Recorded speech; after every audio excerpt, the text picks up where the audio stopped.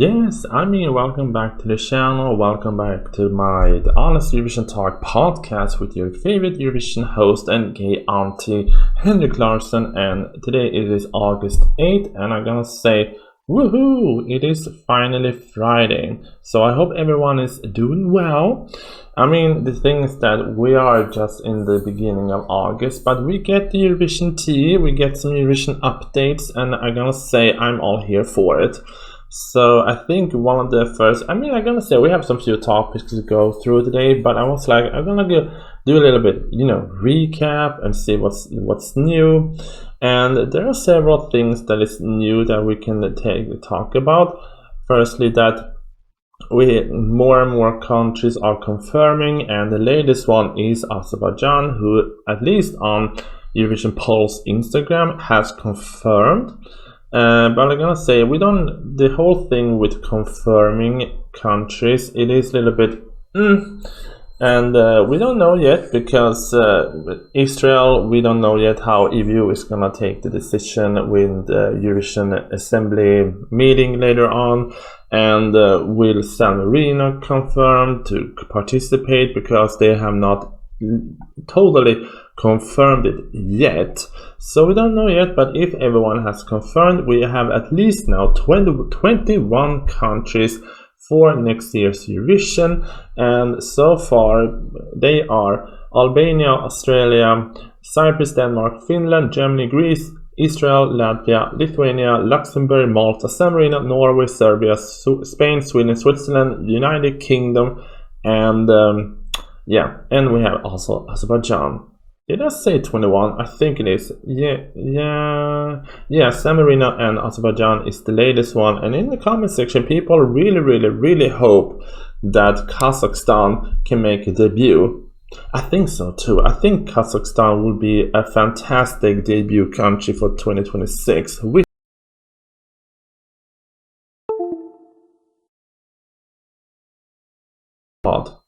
That it is 70 years ago Eurovision began. But anyway, we have some also confirmed participators that are interested, are rumoring to come back. And we have, of course, the fabulous singer from Italy, Angelina Mango, is set to return to Sanremo 2026. I think she's gonna be a big fan favorite to actually win Sanremo Festival 2026, because her song in 2024 could easily have won Eurovision 2024, because I think that song still to this day is one of the better songs. And then, according to Eurovision Polls, young Kraka expressing interest to representing Ireland in Eurovision 2026. I don't know who that is. Young Kraka, I have no idea who this is, but I think it is fun that people are showing interest to participating in Eurovision, because it feels like there is an interest. And then, of course, we cannot forget Luc Noite from Belgium has allegedly is the singer that's going to represent Belgium in Eurovision 2026, and we all know that he did so well in Eurovision 2015, and I'm gonna say the glow up on him is stunning. He is so cute. And I'm gonna say yes, ma'am. And anywho, let's move on. What do we have else to talk about today? I'm gonna say also the fact that I did a short video about this one, but I'm gonna say that Kyrie and Bebe Lasagna's breaking Eurovision record for the most viewed interval act with over 15 million views. I'm not surprised that actually happened, because those two are legendary icons of Eurovision regardless. This is the thing with Eurovision, because I'm always saying that you want to do two things. You either want to win this contest, which is an honor, or you want to be memorable and have a career afterwards. And those two, Kyrie and Bebe Lasagna, are both runner-ups of Eurovision 2023 and 2024, but they're still icons. They have become such big fan favorites, and those two can have a career that will last a lifetime, because they are such fan favorites and they are such iconic, and are now big stars. They are the next generation of Eurovision big icons. So the joint performance has officially become the most viewed interval act in Eurovision history with over 14 million views. They surpassed the legendary 2019 Switch songs, which I still think they should bring back. I hope one country can actually do it again, because I think that was such a fun idea. With Conchita Wurst, Måns Zelmerlöw, Eleni Furia, and Verka Serducha, they sing in an own interpretation of the other one's song, and that had over 30 million views. And yeah, I think that should come back. I think that is a fun idea. Yeah, bring that back. I think they should bring it back. Yeah, that's what one. Yeah, I mean, I'm gonna say also it's like, yeah, but what else iconic Eurovision interval acts do we have? I mean, one of the most major iconic ones is the Riverdance from Ireland in the 90s, but then also I saw in the comments, I mean, love, love, peace, peace. Oh yeah, that was so fun when Peter Mede and Måns Zelmerlöw was doing that. And of course, as someone said in the comment section underneath this post, that's why we call them legends. And I think that is, yeah, legends is very, very well deserved. So, yes. What else do we have to talk about today? Yeah, I mean, I'm gonna say we know some interesting returnees possible for Belgium, for Italy. We now know that Austria is gonna have a national selection to find a song that's gonna represent them, and yeah.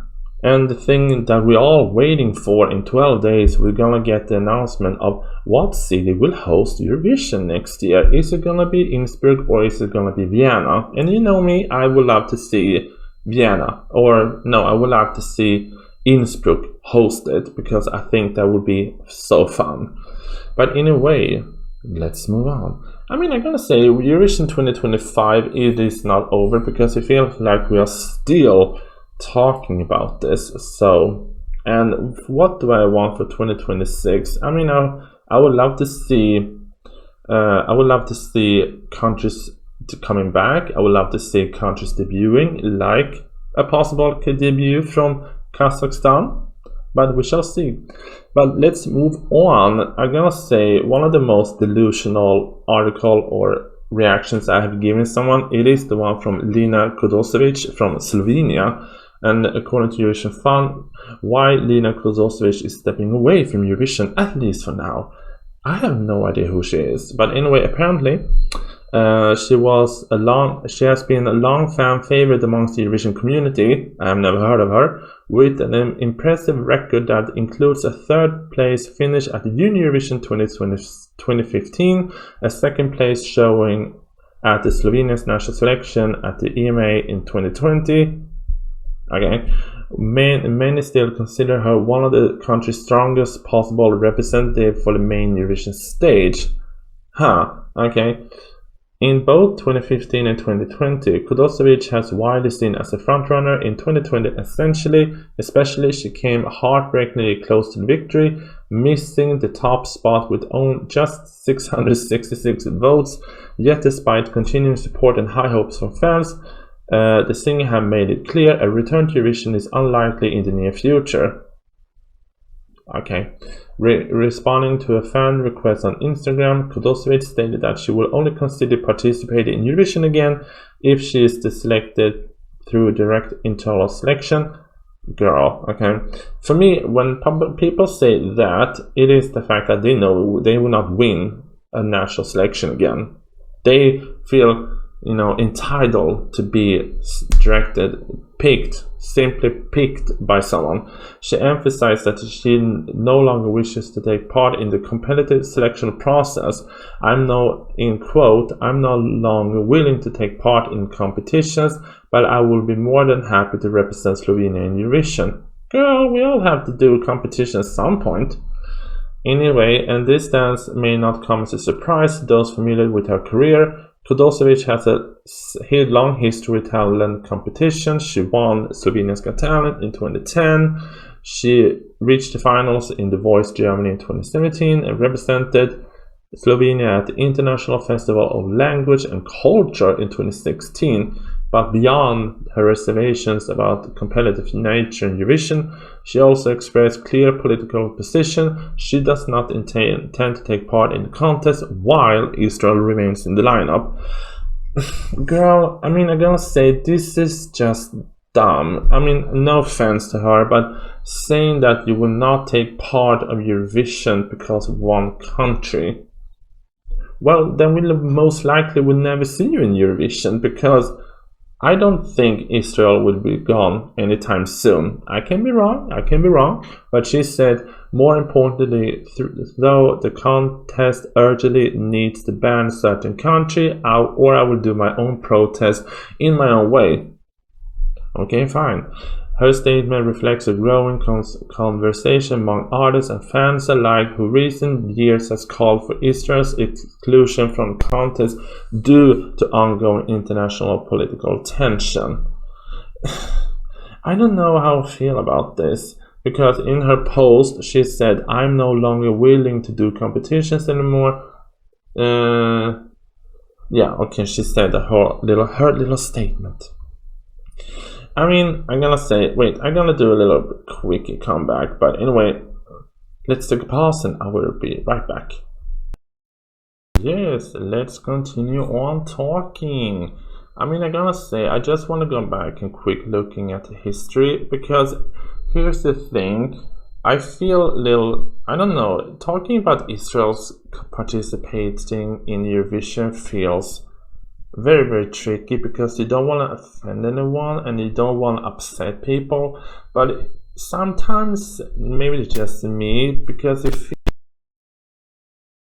just been singled out as the one conflict to care about, because as you can see, there are so many other conflicts in the world. We have an ongoing conflict war in Ukraine still, has been going on for 3 years or more, and over 3 years, and we have the conflict. But I was like, going back, if you're looking from the 1956 and onwards, there has been so many conflicts within Europe, within the countries that is in Eurovision. So for me, it feels like those countries who was involved in such big conflicts since the 50s and 60s, 70s, 80s, 90s up until the mid 2000s and onwards, because then it feels a little bit, is Israel being singled out a little bit because it is Israel and it is an easy conflict to deal with and hate on? I mean, I just keep it real here, and you can hate on me if you want to, but sometimes when I'm looking into this specifically conflict, I was like, is this it's because we don't like the country, or it is the fact that this is the worst conflict that has been since the World War II? I'm sorry, this podcast turned political and history lesson for a second, but it feels like this sometimes, that there are so many conflicts throughout history and no one says a word. But I think with the fact that we have today more social media, we can now see what's going on in the world, because, I mean, just take it 30 years ago, no one knew anything. Not in the same amount that we know today. Not even 20 years ago, when, I mean, like the United Kingdom with the Iraq War, we didn't know that much. We know that they were part of it. Sure, that many people claim that that's why they got 0 points in mid 2003 Eurovision, despite the song was pretty bad.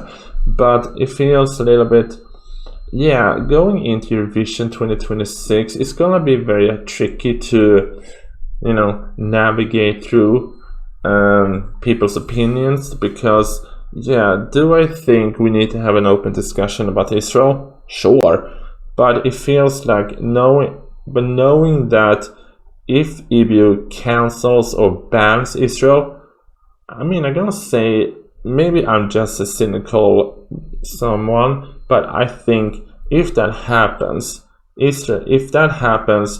I think Eurovision is set to die within the next 10 years.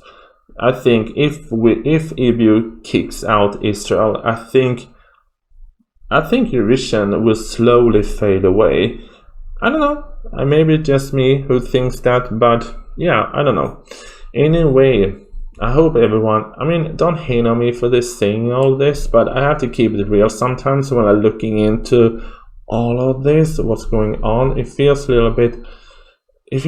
tricky to talk about Israel because it is still an ongoing conflict. Israel is a big part of Eurovision, but it feels like you have to navigate through it all, not to offend anyone. And doing this as a Eurovision commentator, it is so hard just to navigate through it all. But anyway, I hope you don't hate on me for saying this, but well, anyway, that was one of the main stories I was gonna talk about today. I almost forgot. We might see return for Bosnia-Herzegovina, and I'm gonna say I think Bosnia-Herzegovina would be a fun country to see coming back, but we know that they are not in Eurovision because they have the big debt, the big money they have not paid to EU, so we know that they are not in Eurovision because of money issues.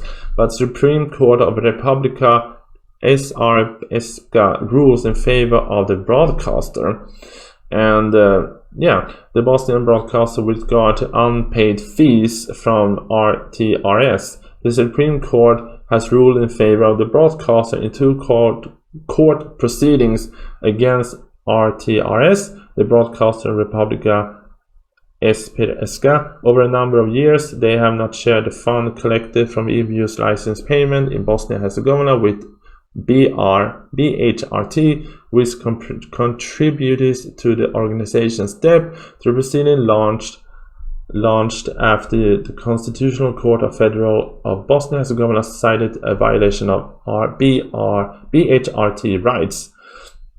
But in the long run, I'm gonna say I think this is a step forward to see the fact that Bosnia might coming back to Eurovision because they need to pay back the debt.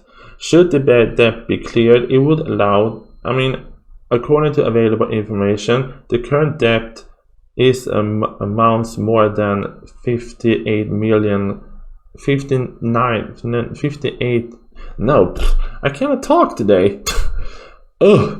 According to available information, the current debt from RTRS current debt to BHRT amounts more than 98 million convertible marks over 8 years. During the BHRT has not been paid fund due by law. Should this debt be cleared, so we have no money issues, it could allow BHRT to repay the debt it owes to EU and return to Eurovision, and we shall see. Bosnia-Herzegovina has not been in Eurovision in 10 years because of money problems, and BHRT has been sanctioned by the EU since December 2016 due to these unpaid debts. Has been unlikely to return to Eurovision ever since. Hey, they have to pay the money back, but if they're gonna make this happen, I would actually love to see your Bosnia-Herzegovina coming back. So anyway, we shall see what happens, but Bosnia coming back to Eurovision, if they're gonna solve these money problems, I'm all here for it, because I think Bosnia-Herzegovina is a fun country to see in Eurovision, so we shall see. Is there anything else we can talk about today? Let's see here what we have. I don't know. But anyway, I think other than that, yeah. We shall see what happens, but yeah, like I said, I keep you pretty much posted. I keep you pretty much posted and updated on my YouTube Shorts video. But yeah, so far, with that's what we know. We know that several artists are very interesting to return to Eurovision for 2026. I know we're all hoping that we will see a debuting country. Who's gonna host Eurovision? It is only August, but so far we shall see what happens. But so far there is so much to talk about, a little bit. So anyway, I hope everyone is having a nice Friday. I hope everyone enjoys the weekend, and yeah, I'm off to work in a few hours, then I'm gonna have a weekend off. But until then, if you like this podcast thingy, you can subscribe to the channel, subscribe to the podcast, and follow it on Spotify, or leave a review and tell me how do you feel about Eurovision 2026? Are you hopeful, or what do you feel? Anyway, thank you so much for watching, and thank you so much for listening. See you another time.